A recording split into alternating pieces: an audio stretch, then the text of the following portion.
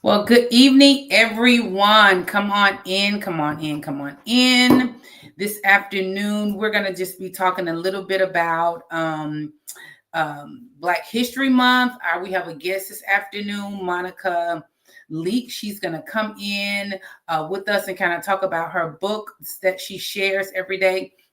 But before we get started, I just wanted to share. Oh, you know what I need? I need to do one thing, Monica. Hold on, because one thing, y'all hold on 1 minute because it doesn't, because you have to make it live. You have to make it where it's just not you talking.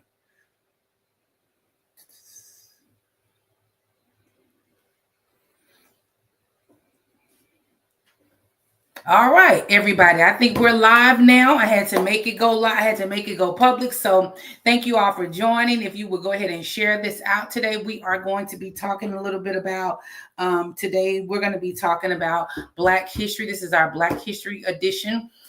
We want to just jump in. For those of you that don't know me, I am Prophetess Carla Clark, and many of you know me from being in the church setting, in the religious setting. But the truth is about me is that I do wear more than one hat. I probably wear like 3 hats. I really serve and lead on, when people talk about the 7 mountains of culture, I serve and I lead on 2 mountains of culture. I serve in the area of religion, and I also serve in the area of education. So by profession, I am a teacher. Well, I taught school for about 15 years. I retired as a school assistant principal. And so that is one of those hats that I wear. I don't usually do a lot with that, but as far as social media is concerned, I'm not usually in that vein when I'm on social media. Usually when you all see me. But that is, I've had that career for over 30 something years, just working with middle school kids. I worked at the middle school level, and I also worked at the high school level for a couple of years before I did retire. But and so that's why this is kind of near and dear to my heart.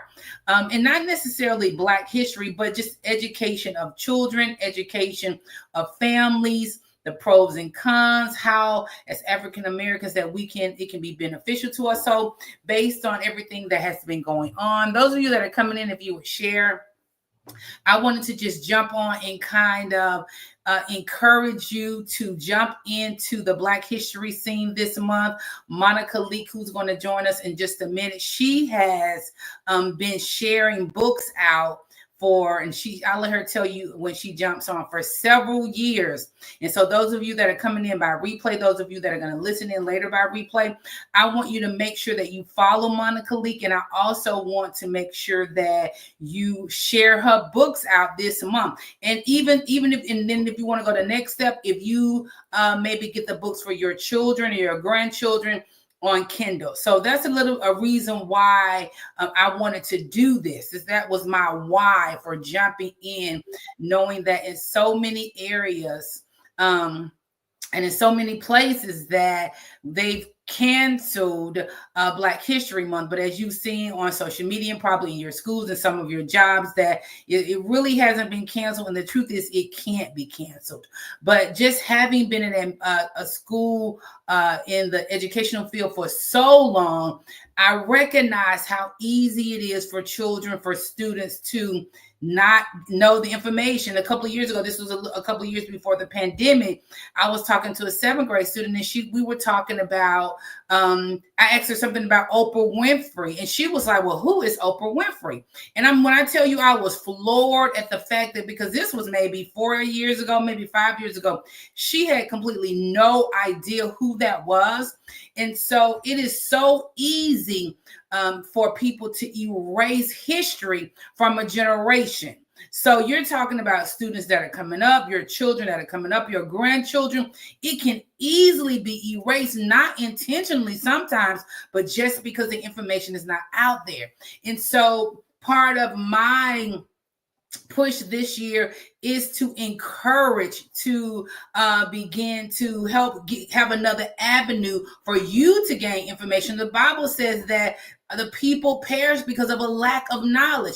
It didn't say that we will perish if we're not saved and we don't name the name of Jesus, but we also perish because of the knowledge that we lack, the knowledge that we don't have, the place that we won't extend into or out of. And so it is important where we lack the knowledge, or even where we don't even know where to get it, to begin to find ways.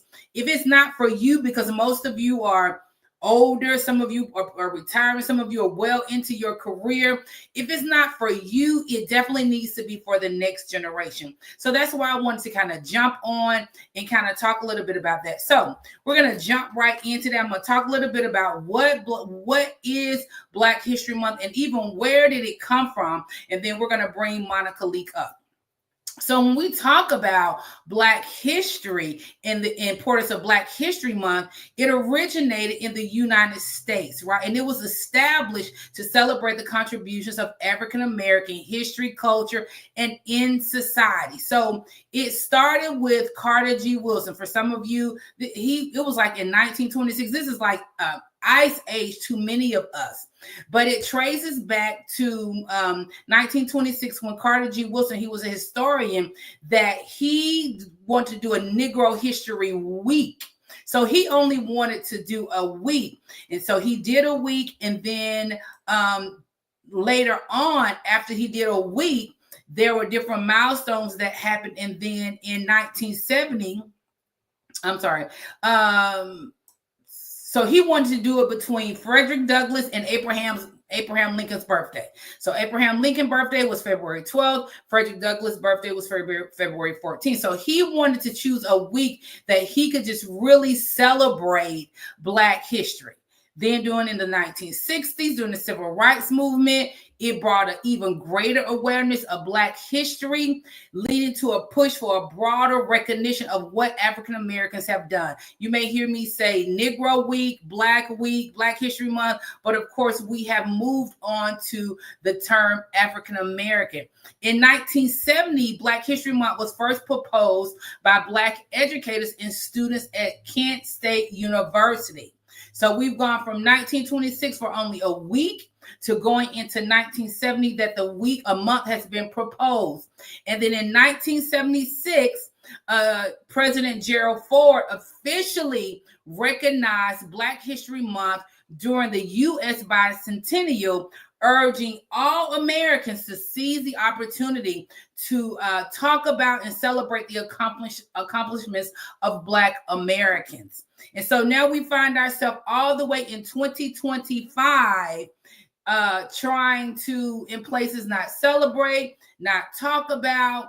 And so I want you to know that it is important that our history not be erased. So I'm going to bring Monica in. I'm going to let her talk a little bit more about why she's chosen to do this. And the whole thing about this is that I want you all, one, to follow Monica, and two, every day she's going to share a different book, and I want us to share that book out.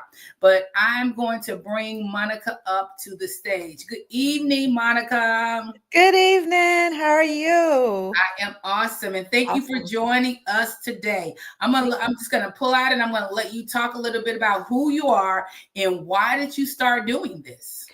Well, my name is Monica Leek. I am by training a speech language pathologist, but I'm also a librarian and serve in an academic library capacity.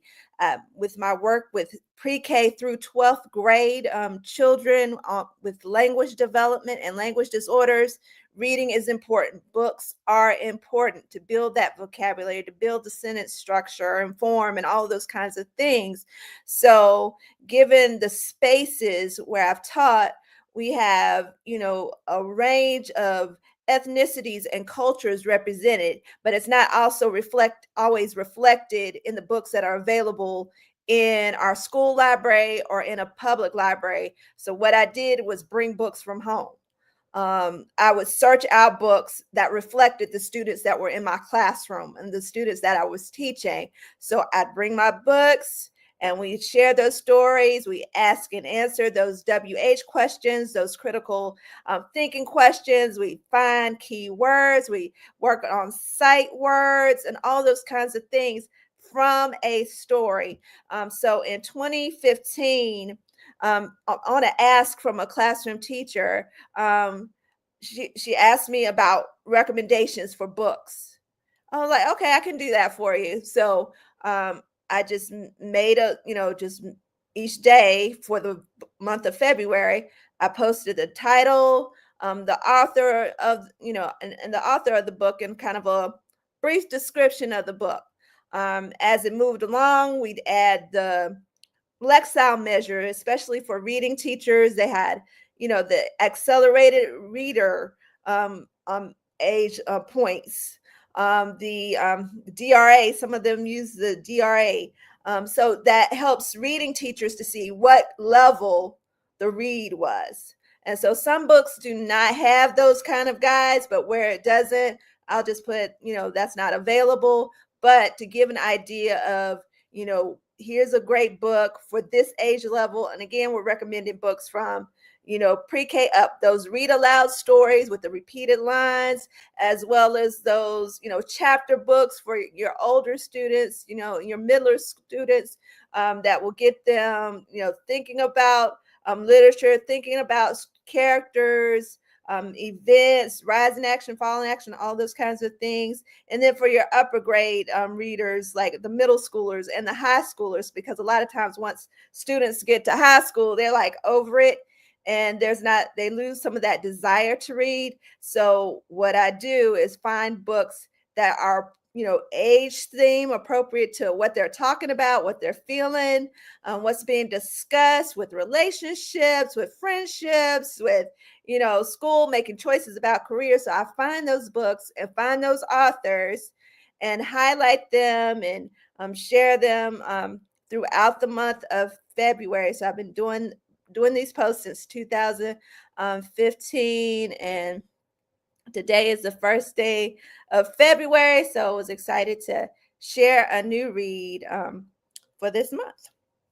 So, Monica, what do you say to a parent that may be what do you say to a parent that may be reluctant to read? I'm not a parent that has a child that is reluctant to read. What would be some of your suggestions? One of the things for like a parent who has a child with a reluctant reader, know their interest. If you know your child's interest, that helps to find those books. Both of my nephews weren't, when they were younger, they were not big readers, but they were interested in athletics. So around the time, and they had started running track. So at around that time, author Jason Reynolds had written a series of books about a track team, a school track team. And so I found those books, shared them with my nephews. It got them hooked. And so they started, reading not just that series, but other series related to their area of interest that I introduced them to and found for them. And I was just intentional about ensuring that they had a knowledge and reference of, authors of color. Absolutely. And even if you are an adult learner and you don't really like reading, there are ways that you can also use Audible. You can go on YouTube. They often have books that are, that are by tape that somebody has recorded. So there are different ways. And listen, many of you, if you have younger children, can I say this? And I know, and many of you will come in on replay, that the people that we have in offices right now, in the White House right now, these people have played the long game. They've been playing chess. They have come up with this elaborate plan of how they're going to run the government. While, and I hate to say it, in some areas, that in some spaces that we've been playing marbles. These people have been playing the long game. They are playing a game of chess. And so going forward, especially in the African American community, how do you get ahead of that? And I'm really speaking about where our children are concerned in the place of education, that if you have babies, you have grandbabies, young kids, that you need to start reading to them, whether you're reading, whether they're listening to books on audio, and you're thinking like, well, what does that have to do with playing this game, this long game, this game of DEI? So that when your child gets in high school, they can get the best scholarships. When your child gets to college, or just being able to get in college, that they come ready, that we don't wait until they're 15, 16 years old and say, oh my God, now I need to get them ready. Even giving them a word of the day, even if you say, well, I'm not into that, that's not something I want to do. These are ways that you play the long game so that when your children, your grandchildren are of age, that they're able to get into the best schools, that they don't need a DEI, they don't need whatever the government believes about African Americans, that they don't have to do any of that, because we as a community, that we have prepared our children. So I wanted to just definitely say that. So even if you are not reader, having media in your home, books in your home, magazines, even though people don't really do magazines much, but taking your students your kids to the library, because it allows them to see and feel books, because we got to play the long game, because these people have played the long game with us. And so you can't think it's about tomorrow or the next day, because we want to impact generations. If you didn't do it for your children, then make sure that you do it for your grandchildren. So Monica, thank you for sharing that. I'm going to share the book that Monica is sharing today. One more thing, those of you that are in here now, if you will share out, those of you that are going to come in by replay, I would love for you to follow Monica I think she's on Instagram and Facebook, and every day when she shares that book, for you to share the book. If you want to purchase the book, that would be great. That's up to you. But one way we do want to get some exposure out there is by sharing the book. And so, Monica, I'm going to add it to the stage, and you can kind of talk about this book this month, today. All right. Today's book is Soul Food Sunday. And really one of those heartwarming family type stories. It's a picture book. So you're thinking about a K-3 age range. It celebrates family and tradition. It talks about cooking together. And the story follows a young boy he's finally old enough to help his granny to prepare the family's traditional Sunday meal. So as he learns how to chop and season and stir, he's embracing his heritage and the love that goes into making soul food. So it has, lively rhythmic language. The pictures, the illustrations are really vibrant. And so this book really captures just the warmth of family gatherings and just the cultural significance around food within the Black community. It's an accelerated reader level of 2.8. The Lexile is 510L for those, who are teachers and want to know that information. Definitely ideal for kindergarten 3. It's a great read aloud, suitable for young children due to just the engaging storytelling, which I encourage parents be expressive and movement and add sound and volume. And when you're telling your stories to your young children, and they're colorful illustrations. So it's definitely perfect for classroom discussions on family traditions, cultural heritage, and just importance of intergenerational relationships. So that is our read for day 1 of our 28 days of African American children's and YA literature. So, Monica, you've used, because some of your audience is not necessarily educated, so you've used a couple of words. Like, how would you explain what a Lexile level is to a parent? Because it is important, because all students that are in K-12 take some type of standardized test, and their Lexile level is measured. So how do you explain that? What is the Lexile level, Monica? Okay, so for it's a range that falls between a set of numbers, depending on kind of that your reading habits, and and it measures growth. It really is a measure of growth from grade to grade, as how your child is identified. So it helps you find books. There's even, like, if you go and do a search, they're on there's Lexile.com. It will help you find books for your child for independent reading. So you can take that your child's Lexile measure with a book in the comprehension between, you know, that comprehension level and above, right above whatever their level is, because most of the time, if you're some of the standardized measures that you get students get in school have a Lexile measure, depending on what tool they're using. So some people may not be using Lexiles, but some districts still do use them. There, and then of course, there, you know, the Accelerated Reader program is one of those motivational programs that gets children to read. They answer questions and earn points based on the books that they've read, and so there are incentives for encouraging them to read, but those also go with, you know, grade level and based on the vocabulary, more so on the vocabulary of the story and how those books are ranked. Thank you for sharing that. And those of you that are in Georgia, I know for a fact when your child takes the GMAT that there is a Lexile rating. It's LEXILE. If you ask your teacher, your child's teacher, that somewhere in their records there will be a place where they'll give you the Lexile record. So, Monica, is there anything else that you wanted to share either about Black history? Because you didn't really start doing this because of Black History Month, but it is just an opportune time each year that you've done this. But is there anything else that you would like to share about Black History Month right now, or anything else you wanted to share before we leave this platform? Just an encouragement to support African American authors across genres. There are authors who write children's, young adults, as well as adult fiction.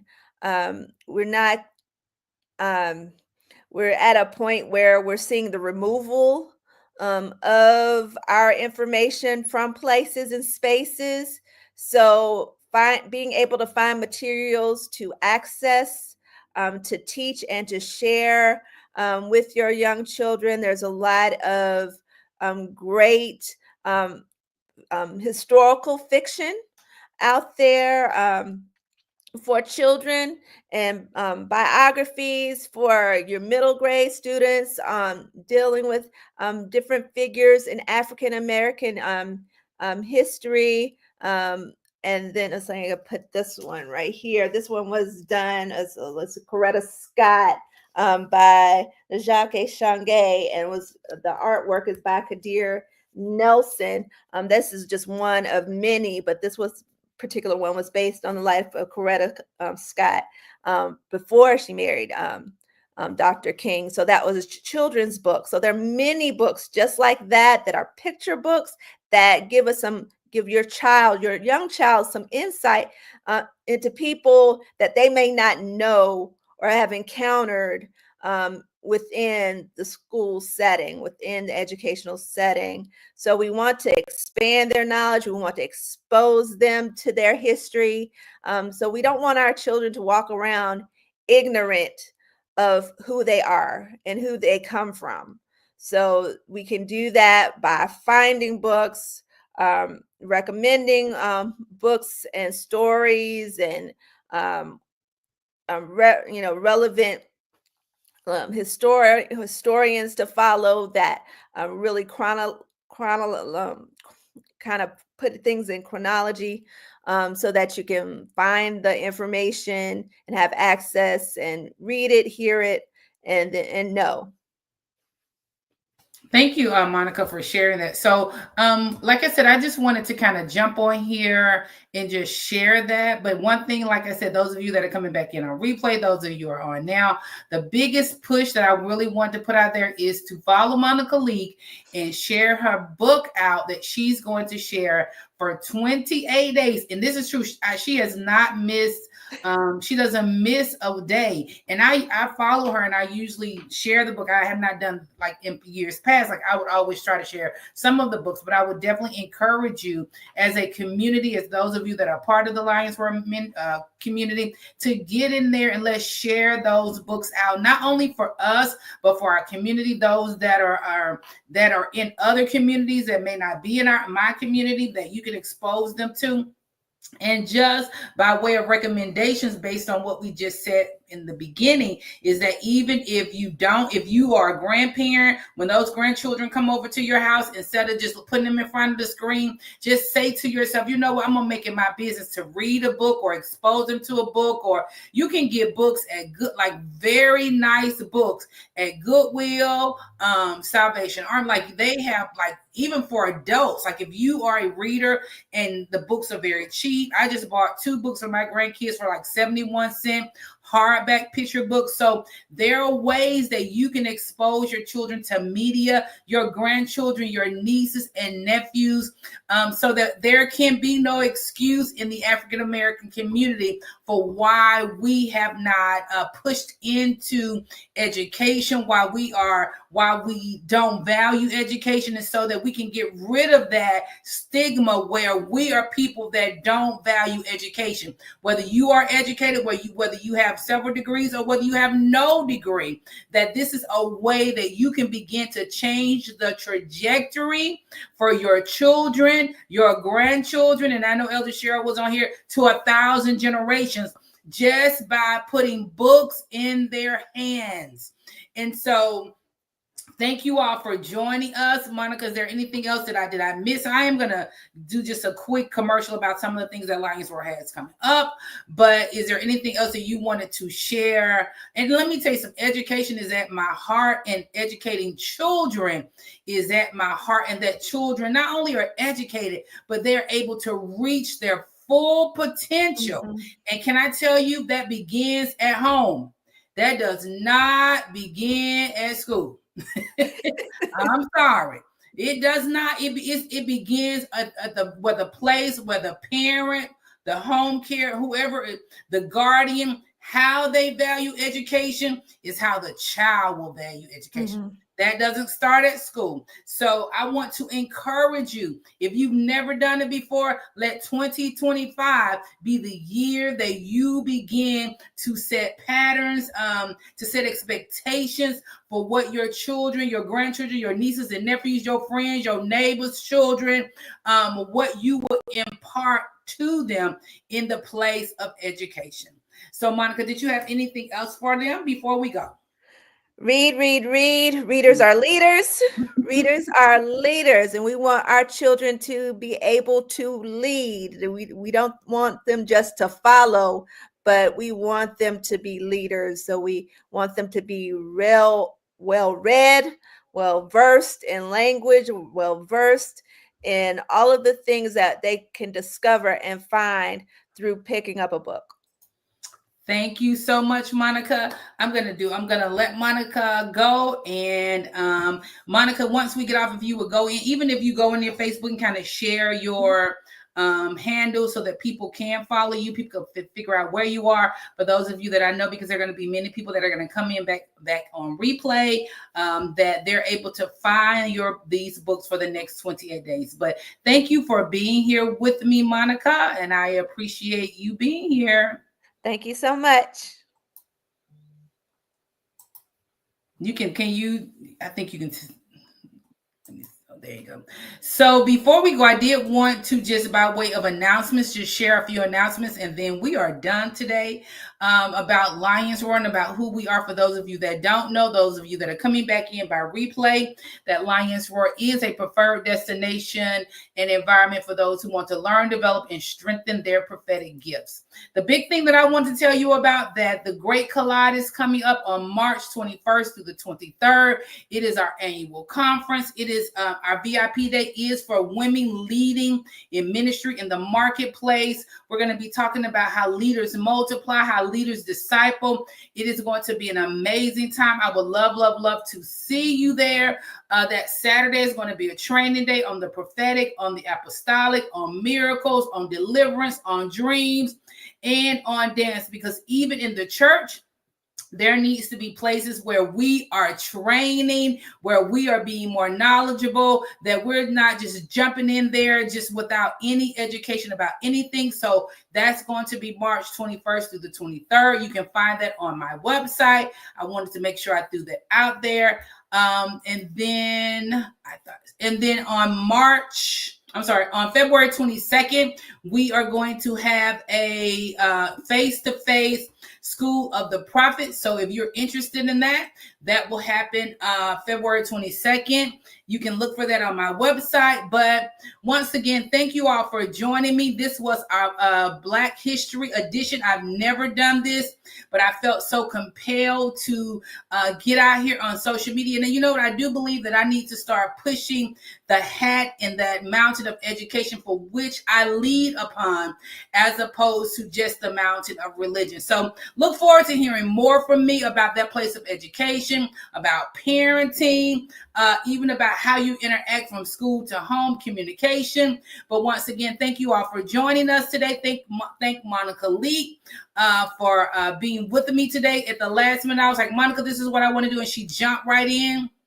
So thank you all for joining. Make sure you share this video, and we look forward to seeing you at some Lions Roar event. Amen.